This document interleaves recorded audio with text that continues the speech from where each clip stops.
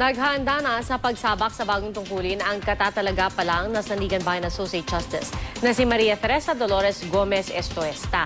Ang kinabibilangan niyang 5th Division ang humahawak sa kasong plunder ni Senador Jingo Estrada kaugnay ng pork barrel scam.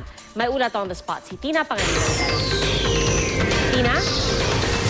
Pia, isang araw matapos italagang Associate Justice ng Sandigan Bayan, nag-courtesy call si Maria Teresa Dolores Gomez Estuesta sa mga bago niyang katrabaho sa 5th Division.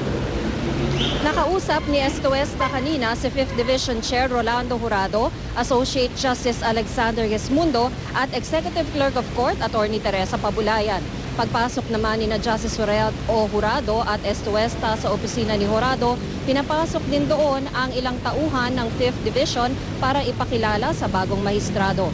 Ayon sa isa sa kanila, mabait at mukhang approachable daw si Estuesta. Pinasok din ni Estuesta ang kanyang opisina, ang ilang gamit nasa koridor pa habang nililinis at inaayos ang kwarto. Pwede na raw lumahok si Estuesta sa mga pagdinig ng 5th Division sa oras na makapanumpa na siya sa tungkulin. Ayon kay Clerk of Court, Attorney Pabulayan, hindi nila alam kung nakapag-oath na si Justice Estuesta pero pwede naman daw niyang gawin ito kahit sa isang judge.